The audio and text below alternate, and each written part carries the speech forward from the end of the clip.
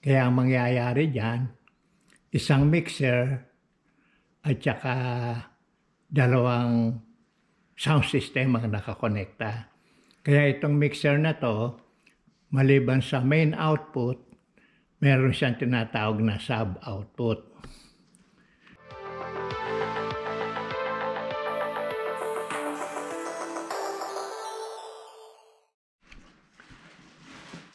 Hello sa mga taga-subaybay. Makikita nyo sa screen itong brand new na mixer ng Mackie, ang Model Pro FX12. Pinabili ito ng isang kaibigan sa Pilipinas. Ang terminology yata ang ginagamit ngayon sa atin, pasabay.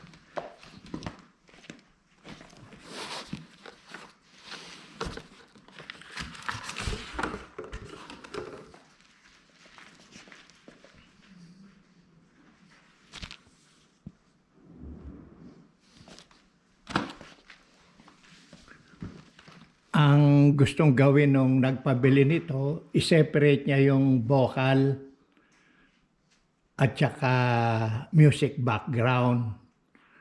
Gusto niya gawing magkaroon ng independent control sa pag-fine tune ng quality ng tunog. Kaya ang mangyayari diyan, isang mixer at saka dalawang sound system ang nakakonekta. Kaya itong mixer na to, maliban sa main output, meron siyang tinatawag na sub-output. Ito ang mga gagamitin natin. Kailangan natin ng dalawang amplifier dahil dalawang sound system ang ikokonekta. Itong amplifier na isa, Crown XL i1500. Yung isa naman, Crown XLS 1500. Kailangan din natin ng dalawang set ng speaker, EV at saka TJ Media speaker ang gagamitin natin. Ito yung nasa right side na speaker ng EV at saka TJ Media. Ito yung left side. Yung speaker cable niya kinonekta ko na sa mga amplifier. Itong EV speaker siya ang magiging music background. Nakakonekta yan dito sa Crown XLI 1500. Yung TJ Media naman, nakakonekta yan dito sa Crown XLS 1500. Siya ang magiging vocal. Papakita ko na rin yung connection ng mga kable from mixer to amplifier para na rin sa mga beginner, parang tutorial na rin. Pero yung mga speaker cable, kinonekta ko na yan kasi basic lang naman ang pag-connect ng mga speaker cable. Ito yung mga kableng gagamitin natin at saka yung microphone. Bigyan nyo lang ako ng time. Ilalatag ko yung mixer dito sa tabi ng mga amplifier. Ito, nakalatag na ang mga gadget na gagamitin natin. Ito isang amplifier, mixer at saka amplifier. Pakikita ko yung connection nitong mixer sa mga amplifier para sa mga beginner, yung mga advanced, alam naman nila ang gagawin nila.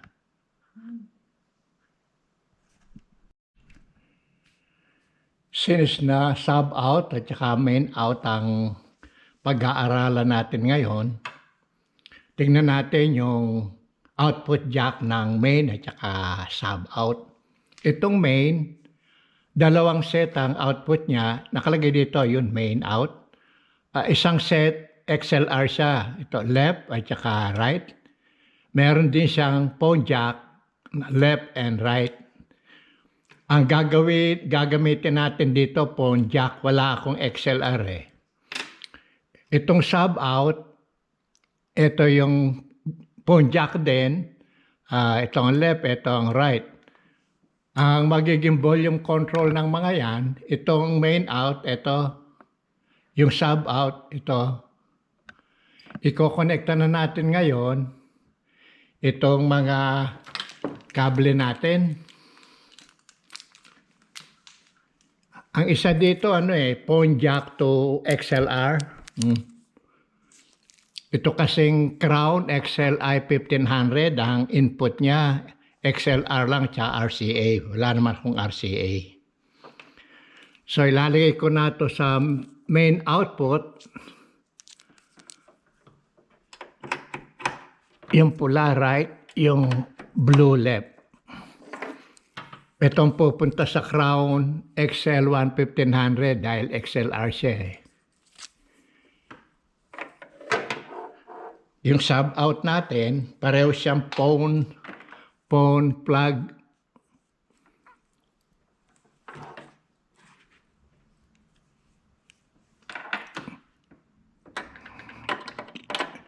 Itong pulang right, ito ang left. Punta tayo ngayon sa likuran nitong mga amplifier.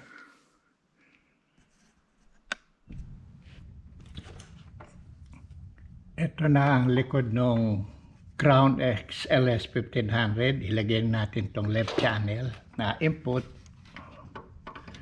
sa channel 1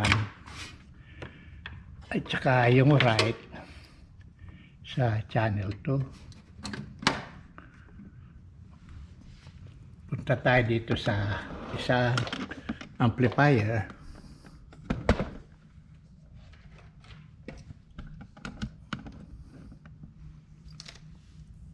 Ito yung may XLR.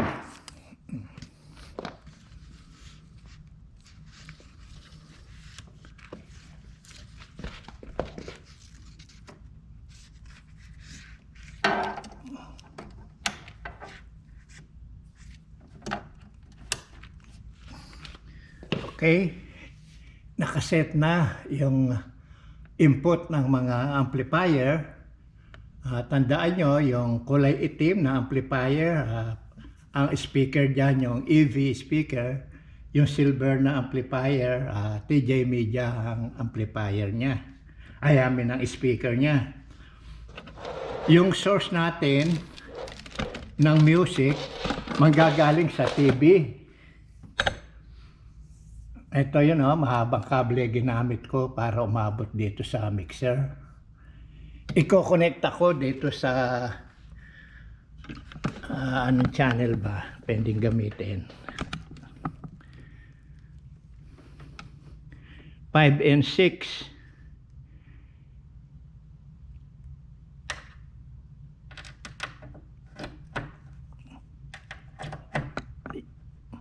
Yung source ng vocal natin, microphone yan eh. Gagamitin natin itong channel 1. Okay? I-turn on ko lang itong mga gamit. Ito na ang mixer natin. Meron nang nakakonektang wireless microphone. Ito sa channel 1. Yung kanina, kinonekta natin yung music source natin sa TV. So channel 5 and 6 yung music. Una nating tetestingin yung music. Sa main output lalabas yan. Kung natatandaan nyo, diba kinonekta natin sa itong itim na speaker. Ito. Nakakonekta yan sa EB. Titignan natin yung setting nitong mixer. Dahil first time natin gamitin ito, lahat naka-default music. 5 and 6. Okay, naka-on na siya. Ita-target natin sa main output, no? Ito, left and right nakalagay. So, kailangan i-press natin to. Ilagay natin sa unity, yung volume. Dito na lang tayo mag-a-adjust sa main mamaya kasi hindi pa natin alam ang volume kung gaano kalakas o kahina ito. I think nakaset na lahat. Meron ako nakikitang gain dito eh. Pag may time ako, re-reviewin natin tong mixer na to. Very interesting siya. Meron siyang compressor, merong insert. So anyway, testingin muna natin itong music control kung pumapasok yung signal natin. Sa EB muna natin testingin. Teka, i-on ko lang itong ko natin, TV, itong music. Ayan, nag-play na siya. Taas natin. Ayun.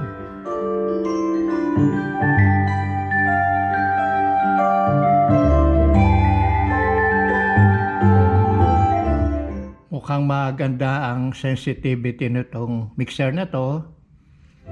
Kasi nandito pa lang ako. Marami pang room. Pero nasa dalawa pa lang yung bar.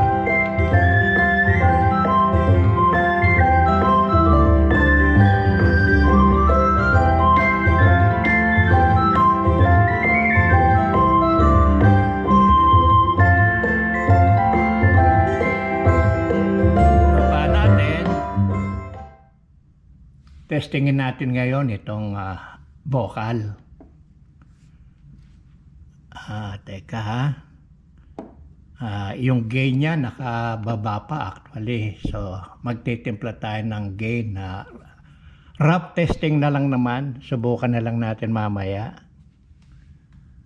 Ilalagay natin sa sub out 1 and 2. Itong channel 1. Ilalagay ko sa Unity din. Ngayon, ilalagay ko din itong sub main out niya dito sa Unity. Sa gain tayo magtataas. Tetesting ko ngayon. Lumalabas ito sa TJ Media speaker. Testingin natin. Hello? Wala. Test natin yung gain. Hello? Hello? Test 1. Hello? Hello? Hello, ayun. Hello, test. Hello, hello, test. Ayun, meron na. Hello, hello, hello, hello, hello, hello, test 1. Hello, hello, hello, hello, test 1. Okay na muna yan. Testing lang naman eh. Hindi naman nagre-read yung LED light dito. Hello, hello, okay na yan. Lagyan nga natin ng kuwan ng effect para may idea na rin kayo. So nakikita ko ang effect niya. Ito nakalagay 24 eh. Ano ba? Slapback reverb. Ilagay natin tong FX niya dito. FX sense. Alas 12 lang. Hello, hello. Wala pang effect. Itong FX return, itong teka, papakibababa ko. Ito, FX return ito eh. Taasan natin konti-konti, tapos i-target natin sa sub out 1 and 2. Yan, tingnan natin kung magkaka-effect habang tinataas natin. Hello, hello, test. Hello, hello. Ayun, meron na. Hello, hello. Oh, hello, test. Oh, meron, hello. Palitan natin yung effect sa delay plus reverb number 12. 12 natin.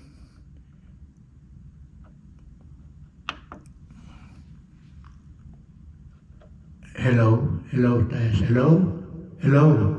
Maganda. Hello, hello, test. Test 1, hello.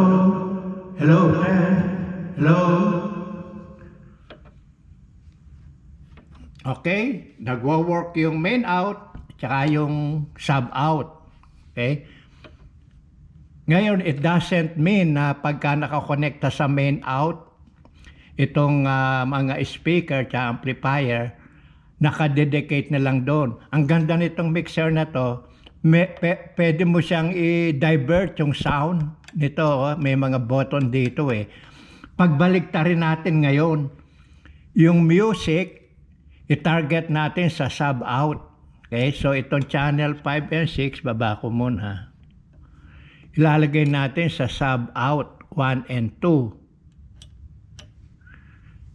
alisin natin itong left and right sa main. So, yung music natin dito sa sub out ngayon lalabas yan.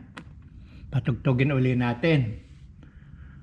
At itas muna natin itong 5 and 6.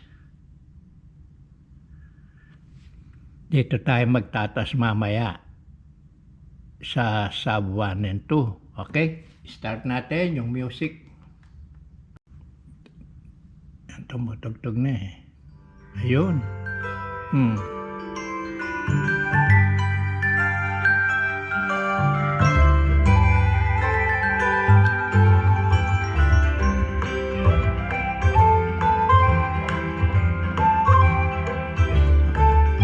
Okay, yung vocal naman, palabasin natin dito sa EB speaker. Sa main natin palalabasin. So, ang gagawin natin, i-target natin vocal sa left and right channel ng main. Tapos, ilagay ko na sa unity. Taas natin itong 1 and 2. Tapos, ano pa ba? Itong FX return, iangat natin, nakatarget sa 1 and 2 sub eh. Yun. Testingin natin ngayon. Itaas natin ngayon itong FX return unti-unti mamaya. At saka itong sub out, tumutugtog pa. Nakatarget pa kasi dito itong music eh.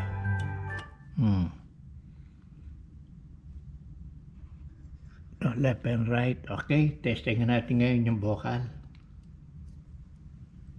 Left and right na. Hello, test 1, hello. Yun, hello, test 1, hello. Hello, hello. Lagyan na ngayon natin ng effect. Hello, hello, test. Hello, hello, hello. Test 1, hello. Okay? Alright. Okay, nagwa-work, nagpa-function. Maraming magandang feature itong mixer na to. Actually, siguro magbi-video ko na separate video para pag-aralan natin yung ibang mga feature niya. I think na-cover natin yung importante nating i-cover, yung paggamit ng subgroup at saka main output. Okay? Sana may natutunan kayo. Salamat sa panood niyo.